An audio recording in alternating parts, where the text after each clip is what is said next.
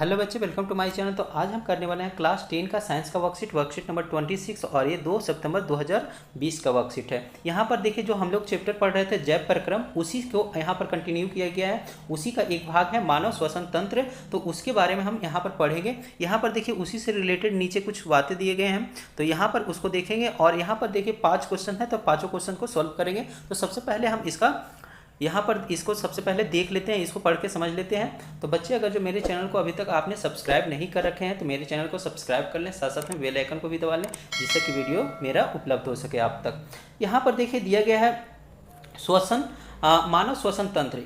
यह वह अंग प्रणाली है जिसमें ऊर्जा की आवश्यकताओं को पूरा करने के लिए ऑक्सीजन का लेना और कार्बन डाइऑक्साइड को छोड़ना शामिल है। यानी हमारे शरीर में जो ऑक्सीजन लेते हैं और कार्बन डाइऑक्साइड के छोड़ते हैं, उसी का ये भाग है श्वसन तंत्र। उसमें हमें क्या पूरा किया जाता है, तो हमारे शरीर के लिए ऊर्जा पूरा किया जाता है। ठीक है, तो यहाँ पर देखिए दिया गया है श्वसन तंत्र के अंग और कार्य। तो यहाँ पर देखिए पहला इसका जो भाग होता है श्वसन तंत्र के, पहला भाग नाक होता है, तो उसी के बारे में हमें दिया गया। नाक बाहरी नथने का एक जोड़ा होता है। छोटे बालों के रोम नासिका के आंतरिक भाग को ढकते हैं और बाहरी रोगाणुओं से शरीर की रक्षा करते हैं, और सांस लेते वक्त वह हवा को अतिरिक्त आर्द्रता प्रदान करते हैं। तो ये जो नाक का मुख्य काम क्या है, ये तो हवा लेने के लिए है। और उसमें जो छोटे छोटे बाल होते हैं, जो छोटे छोटे रोम होते हैं, वो क्या करते हैं, रोगाणु को, हमारे हवा द्वारा जो रोगाणु आता है उसको रोकता है, और साथ साथ में जो भी डस्ट वगैरह होता है उसे भी रोकने का कार्य करता है। तो ये कौन करता है, तो ये नाक में जो रोम होते हैं, बहुत सारे बड़े लोग होते हैं जो कि नाक का बाल वो काट देते हैं, लेकिन ऐसा नहीं हमें करना चाहिए। ये हमारा श्वास लेने में, हमें उसमें जो रोगाणु होता है उसे नाश करने में, उसे रोकने में महत्वपूर्ण भूमिका निभाती है। ठीक है, यहाँ पर दूसरा देखिए है स्वर यंत्र। इसे डायफ्राम एपल या यहाँ देखिए वॉइस बॉक्स भी कहा जाता है। यानी जो स्वर मतलब बोलना, तो स्वर जो हो गया एक तरह से जो आवाज़ का जो होता है उसी को, इसीलिए इसे वॉइस बॉक्स भी कहा गया। यह वह हिस्सा है जो खाद्य कणों को निगलने के दौरान उठता और गिरता है। यानी ये जब हम खाद्य पदार्थ, यानी जब हम खाना खाते हैं, जो भी निगलते हैं, तो उस समय ये क्या होता है, फूलता, यानी उठता है और गिरता है। तो ये हो गया। यहाँ पर देखिए ग्रास नली, यहाँ पर दे रखा है ग्रास नली। तो यहाँ पर देखिए नाक कक्ष ग्रासनी के रूप में एक विस्तृत खोखले स्थान में खुलता है। यानी नाक का जो कक्ष होता है, जब नाक के द्वारा जो जुड़ा हुआ होता है, तो आगे जाके वो जो खुलता है एक तरह से। यहाँ पर आप देख रहे हैं ग्रासनी, ये जो ग्रासनी लिखा भी है। तो यहाँ पर ये जो भाग है एक तरह से ये जगह, एक खोखले स्थान होते हैं। यह हवा और भोजन दोनों के लिए एक आम रास्ता है, यानी दोनों के लिए कॉमन रास्ता है। ठीक है, यह खाद्य कणों को वायु नली में प्रवेश होने से रोकने का कार्य करता है। अपकंठ, यानी इसे क्या कहा जाता है, उपकंठ, एक लोचदार उपास्थि। यानी इसमें जो एक तरह से जो बना हुआ होता है वो उपास्थि से बना होता है, हड्डी से नहीं बना होता है। छोटे एक तरह से एकदम मुलायम हड्डी जो कहते हैं ना, उसी को बोलते हैं उपास्थि। ठीक है, उपास्थि, लोचदार उपास्थि है जो स्वर यंत्र और अन्य की नली के बीच एक स्विच के रूप में कार्य करता है। यानी ये स्विच का कार्य करता है, जिस तरह से स्विच ऑन ऑफ होता है, तो उसी तरह से ये कार्य करता है। आगे देखिए यहाँ पर है श्वासनी। तो यहाँ पर देखिए श्वासनी, यहाँ पर देख रहे हैं आप, ये जो हो गया भाग, ये श्वासनी का भाग हो गया। ठीक है, ये देखिए लिखा भी है श्वासनी। तो यहाँ पर श्वासनी क्या हो गया, श्वासनी स्वर यंत्र के नीचे से होते हुए गर्दन के नीचे तक जाता है। वायु नली की दीवार सी आकार की उपास्थि से बनी होती है, जो इसे चिपकने से बचाती है। यानी बीच जाता है तो उसे चिपकने से क्या करता है, बचा लेता है। तो ये एक तरह से श्वासनी जो होता है यहाँ पे एक प्रकार का ये सी आकार का होता है, और ये उपास्थि का बना होता है ये भी। ठीक है, आगे देखिए यहाँ पर हमें देखना है श्वासनी। यहाँ पर श्वासनी, तो श्वासनी क्या होता है पहले हम फिगर में देख लेते हैं कहाँ पे है। तो ये देखिए श्वासनी यहाँ पर है, ये दिखाया जा रहा है, ये यानी जो फेफड़े के बीच में भाग है, दो साइड से बट गया है, उसी को श्वासनी कहा जाते हैं। ठीक है, तो यहाँ पर हम उसके बारे में देखिए पढ़ते हैं। यहाँ पर है श्वासनी दो नलिकाओं में विभाजित होती है, जिन्हें श्वासनी कहा जाता है। यानी ये जो हमारे ऊपर में श्वास नली से आने वाले जो पाइप होता है, उसी को दो भाग यहाँ बढ़ जाता है, उसी को श्वासनी कहते हैं, जो प्रत्येक फेफड़े में प्रवेश करती है। यानी दोनों अलग अलग फेफड़े हैं, दोनों फेफड़े में प्रवेश करती है।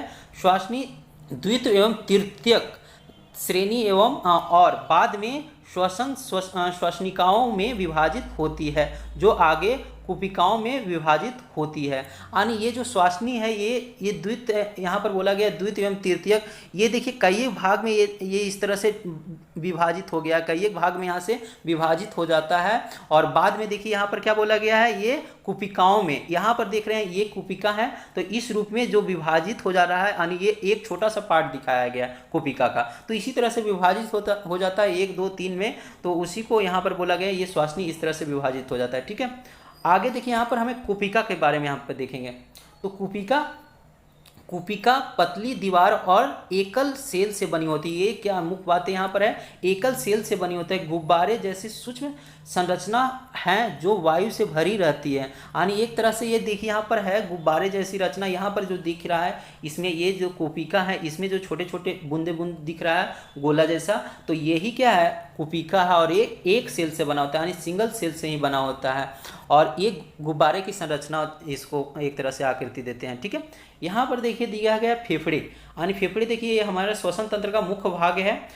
यहाँ पर देखिए मनुष्य में श्वसन के मुख्य केंद्र है, यानी ये फेफड़े जो है मुख्य केंद्र है। ये छाती की वक्षीय गुहा में रीढ़ की हड्डी के पास और हृदय के दोनों ओर स्थित होती है। यानी ये जो होती है हृदय के दोनों साइड होती है। वक्षीय गुहा मतलब ये हमारे ये जो हृदय होता है इसके पीछे साइड में होता है। ठीक है, ये बड़े और स्पंजी अंगों को एक जोड़ा है जो मुख्य रूप से रक्त और वायु के बीच गैसों का आदान प्रदान करता है। यानी रक्त और वायु के बीच में जो गैस का आदान प्रदान होता है यही होता है, यानी फेफड़ा में ही होता है। ये यहाँ पर देखिए बाएं फेफड़े की तुलना में दायां फेफड़ा काफ़ी बड़ा होता है और भारी भी होता है। यानी दायां फेफड़ा जो होता है ये बड़ा होता है और भारी भी होता है, किसके तुलना में, बाएं फेफड़े के तुलना में। तो यहाँ पर देखिए यहाँ पर दिया गया है एक और पॉइंट यहाँ पर जोड़ा गया है, सांस लेते समय और सांस छोड़ते समय। तो क्या होता है, सांस जब लेते हैं तो यहाँ पर वक्षीय गुहा फैलती है, यानी यहाँ पर दिया हुआ वक्षीय गुहा सिकुड़ती है, यानी सांस छोड़ते समय। इसमें देखिए पसलियाँ ऊपर उठती है और इसमें देखिए सांस छोड़ते समय पसलियाँ नीचे की ओर बढ़ती है। यहाँ पर देखिए डायफ्राम आकार में सपाट हो जाता है, यानी सपाट एक प्रकार के सपाट हो जाता है। यहाँ पर देखिए डायफ्राम गुंबदाकार, एक तरह से डायफ्राम जो होता है गुंबद का आकार का हो जाता है। ठीक है, यहाँ पर देखिए यहाँ पर फेफड़े का आयतन बढ़ जाता है और हवा फेफड़े में प्रवेश कर जाती है। यानी जब सांस लेते हैं तो फेफड़े का आयतन क्या हो जाता है, बड़ा हो जाता है, हवा फेफड़े में प्रवेश कर जाता है। लेकिन उसके जस्ट अपोजिट फेफड़े का आयतन कम हो जाता है और वह फेफड़े को बाहर, यानी हवा जो है फेफड़े से बाहर निकलती है। तो यहाँ पर देखिए ये 5 क्वेश्चंस दिए गए, तो 5 क्वेश्चन को हम अपने पीडीएफ के माध्यम से सॉल्व करेंगे। चलिए पीडीएफ के में देखिए पहला क्वेश्चन पूछा गया कुपिका का क्या कार्य है। तो यहाँ उत्तर देंगे कुपिका पतली दीवारों और एकल सेल से बनी गुब्बारे जैसी संरचना होती है जो गैसों के लिए एक सतह उपलब्ध कराती है जिसमें गैस भरी रहती है।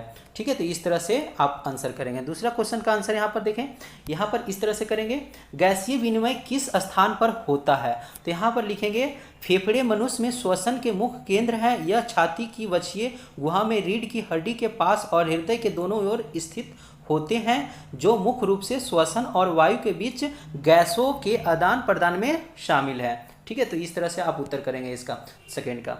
चलिए तीसरा में देखिए क्या पूछा गया, यहाँ पर पूछा गया सांस लेने और सांस छोड़ने के प्रक्रिया के बीच अंतर स्पष्ट करें। तो इसका अंतर देखिए आपके वर्कशीट के अंदर ही दिया गया था, उसी का हम यहाँ पर लिए हैं। तो यहाँ पर देखिए इस तरह से आप कर सकते हैं आंसर, ये पूरे के पूरे आप 2 साइड लिख के आप इस तरह से कर देंगे, आप जो कि हमने इसे समझा रखा है वर्कशीट के अंदर। तो चलिए अब देखते हैं चौथे क्वेश्चन।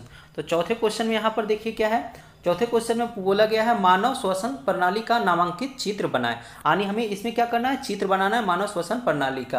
तो जो कि हमने इसमें वर्कशीट में हल्का सा डिफिकल्ट चित्र है, इसलिए हमने एक सिंपल सा चित्र नेट से लिया है। यहाँ पर देखिए इस तरह से आप बना सकते हैं इसका चित्र। ठीक है, यहाँ पर आप नहीं तो नेट से आप सर्च करके आप खुद से देख सकते हैं, जो भी अच्छा लगता है उसे आप बना सकते हैं। और ये देखिए नामांकित चित्र, यानी साथ साथ में क्या लिखना है, नाम भी लिख देना है इसका। तो ये देख रहे हैं साथ में इसका सारा नाम लिखा गया है।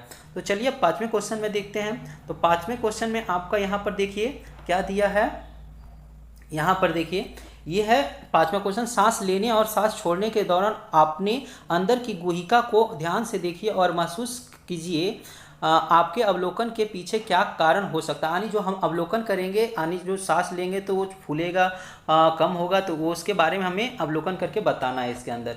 ठीक है, ये यहाँ पर देखिए, जब हम श्वास अंदर लेते हैं तो हमारी पसलियाँ ऊपर उठती है और हमारा डायफ्राम चपटा हो जाता है। इसके परिणाम स्वरूप वक्षीय गुहिका बड़ी हो जाती है। इस कारण वायु फुफ्फुस के अंदर चूस ली जाती है और विस्तृत कुपिकाओं यहाँ पर ए दो आ गया है, ठीक है, कुपिकाओं को भर लेती है। इसके विपरीत जब सांस छोड़ते हैं तो हमारी पसलियाँ नीचे की ओर बढ़ती हैं और यहाँ पर देखिए है डायफ्राम गुंबद के आकार का हो जाता है और फेफड़े का आयतन कम हो जाता है और हवा फेफड़े से बाहर निकल जाता है। तो ये सांस छोड़ने के बाद की बात था नीचे। ठीक है, तो इस तरह से आप आंसर कर सकते हैं। तो वीडियो अच्छा लगा तो मेरे वीडियो को लाइक करें, साथ साथ में मेरे चैनल को सब्सक्राइब करें।